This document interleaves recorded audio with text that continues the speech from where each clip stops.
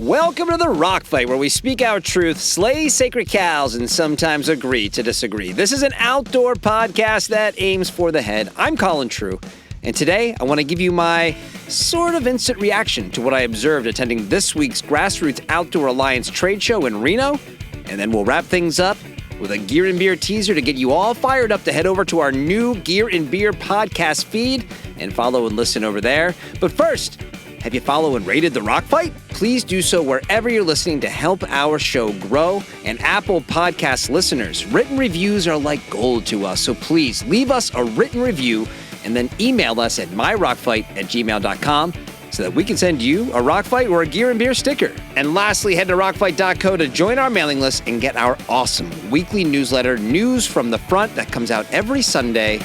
All right, let's start the show. Welcome to the Rock Fight, Rock Fight, Rock Fight. This past week in Reno, Nevada, whose airport is challenging my long-held belief that DIA is America's worst airport, I had the opportunity to spend a day at the Grassroots Outdoor Alliance Connect show.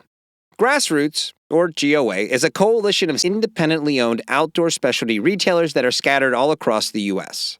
And if you are of the outdoorsy persuasion, these are your favorite stores. They're gear shops, places where you go to get ready for adventure, places where the staff can tell you about the local trails to hike while properly fitting your boots, places where if you want to start a career in the outdoors, you go there first. And I say all that not at the expense of REI or Public Lands or Dick's or Academy or Cabela's or Bass Pro.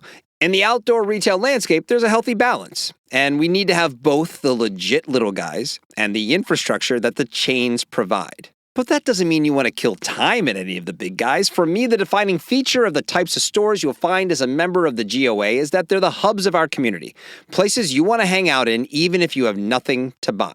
And twice a year, these shops gather for their own trade show.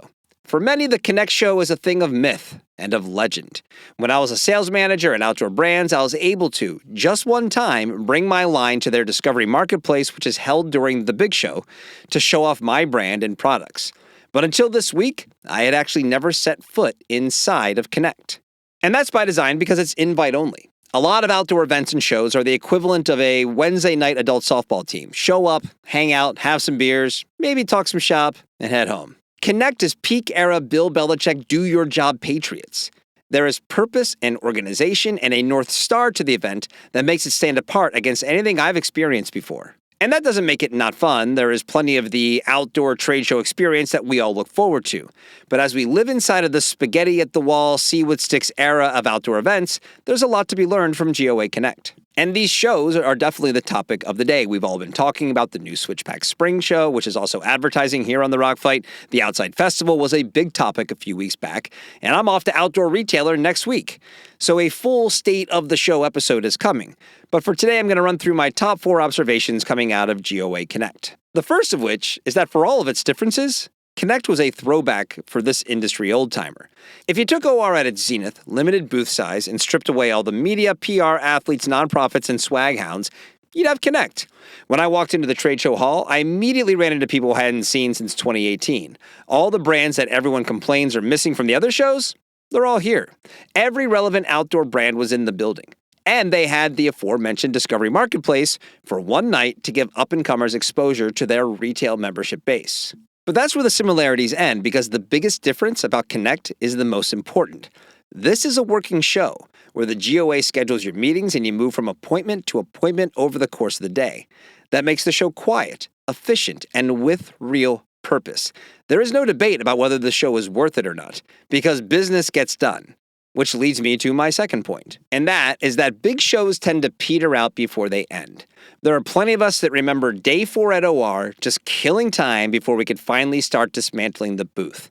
Independent sales reps will remember trying to escape the show a day or two early because they had no more appointments, but their sales managers were forcing them to stick around so they looked good in front of their CEOs. Those who worked at the front end of the booth will recall doing nothing on those last days other than fending off the swag whores who had somehow gained entrance to the show and were trying their best to go home with armloads of free product. Not so at Connect, because scheduling is done by the event organizers and because both brands and dealers show up expecting to do business, schedules are full until the end. Number 3 sounds like a little thing, but it's not.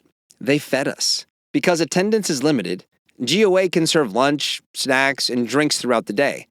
Taking that logistical part out of everyone's schedule allows everyone to stay on task and make it to all of their pre-scheduled meetings. And 4, I don't really have a fourth point other than a summation of the previous 3. And that summary is that this is a show with a point of view, which is something that feels like a glaring oversight in the larger what should we do about outdoor events conversation. Like I said at the beginning, I'm going to talk about this larger conversation down the road, but to tease some of it, one of the reasons why OR isn't what it is anymore is that it became much harder to answer the question, who is this for? I'd argue that the current version of OR answers that question better than what we used to have because it seems that OR, and I'll be able to speak to this better next week, is now a place for new and upstart brands to get exposure, whereas before, it was just a big expensive get-together. But for a long time, anecdotally speaking anyway, it seems that the driving sentiment behind new events was replacing what we lost as OR changed. That there was this element that we were all missing and that perhaps this or this other new thing would fill that gap. And while the gathering of the tribe is important, and I understand why we all want that, there still needs to be purpose to keep these things going. It is, after all, just like what Brad Pitt as Billy Bean in Moneyball told his dinosaur of a scout. 50 years, even yourself? Adapt or die. Look, these shows and gatherings need to operate like a brand. Know who they are and who they're serving, or with all the choices we have, the ones who don't, they're going to fade away. GOA has real purpose and checks that box of community and gathering for those who attend. Now, more on this topic to come as I attend other events and get more feedback from those in our industry and community who attend them over the next few weeks. If you're one of those people and you want to reach out, send me your point of view, your feedback to myrockfight@gmail.com. Lastly, before we wrap up today, like I told you last week, Gear and Beer, the pairings that matter most, is all grown up and left the roost for its own podcast feed. But fans of Gear and Beer here in the Rock Fight, we don't want to leave you hanging. So here is the first few minutes of the most recent episode of Gear and Beer that just dropped today. And we would love for you to head over there to that feed and follow and rate the show just like you've done here at the Rock Fight. The Rock Fight Podcast Network is growing, and we can't thank you enough for supporting it. So here you go, little teaser, the latest Gear and Beer, the first few minutes. Check it out, and please go follow the show.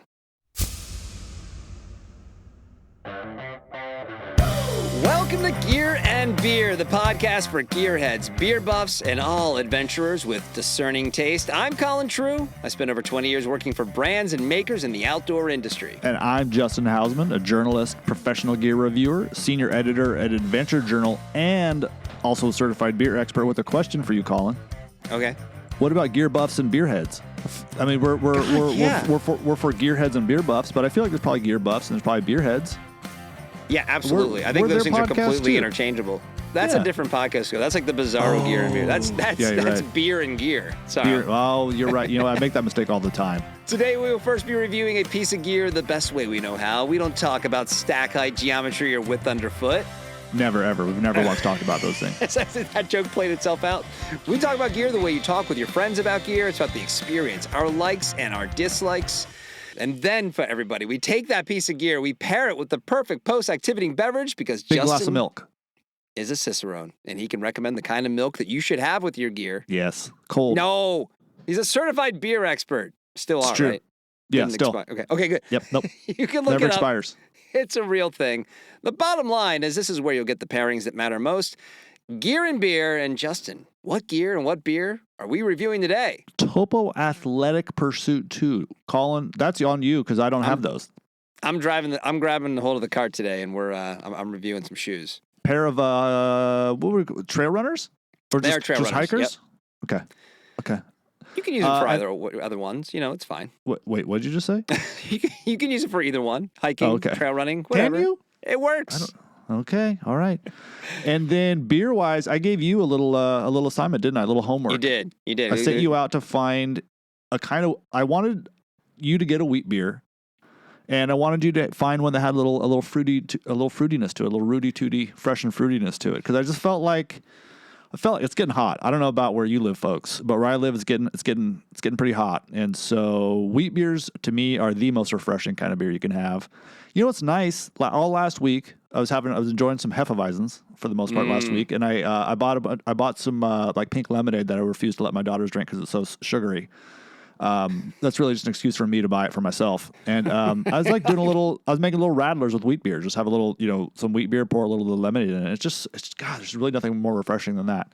So I gave you a little assignment to go find some of your own. When I was picking up the beer, I saw some Widmer Hefeweizen up on the shelf. I love Widmer Hefeweizen. Widmer's so good. Yeah, any Hefeweizen's pretty good. I mean, wheat beers are just so dang refreshing. And so I sent you out to find one that had a little bit of fruit to it too. So you have the Sam Adams Summer Ale, and I just want to go out just want to come out with it right now and say I love Samuel Adams beer. It gets a bad rap as being like a big mainstream brand, which I guess it is. But I mean, they started out craft. I think they're independently owned. I'm pretty sure they're still independent. I could be wrong. I probably should have looked that up before I said that. But yeah, it's Jim Cook, right? Isn't that the Boston Beer Company? Yeah, whole thing. Yeah, but I think they're still kind of doing their own thing. But like their beer's good. Their beer's really good. Any kind of rep they have as a overly produced big market brand or whatever is totally undeserved. They make a really good beer. And so Colin has that. And I went with the Golden Road Mango Cart. Golden Road is a brewery from LA that's since been bought by Anheuser-Busch. And I haven't had this in a really long time. And I'm really curious. I don't know that I've had a Golden Road since they were acquired. And so I'm really curious to see how this one is going to shake out. Okay. You ready to get into the gear? I am. Yeah. All right. I've been preparing to have this conversation. Are you ready to get into the gear? I'm excited about this. And look, we might get a little criticism. We've been a little footwear heavy. Have we? Hey, you know what, though? You know what you do every single day? You wear shoes. Yeah. Don't you, Colin? You don't wear a backpack every day. You don't sleep in a tent every day. If you ride a bike every day, you're lucky. Yeah. Right? Yeah. I always refer to shoes when I was working in retail as the show. Like that was the show. Like you go to work the footwear floor, like you're in the show. That's the big time. Yeah, there's other things that maybe cost more, but like everyone, like if you go to an REI even or a Dick's Sporting Goods, specialty shop, whatever, you walk in, it's like, what's the main part of the store? Yeah, it's always the part that you kind of always always browse it, right? Yes. Like I'm not always going to browse like jackets, but I'm always going to take a little stroll through the shoe section. Pick around, see the colors, see what's on the wall. Yeah, maybe pick one up, kind of give it a heft, give it a sniff. New shoes smell good. Yeah.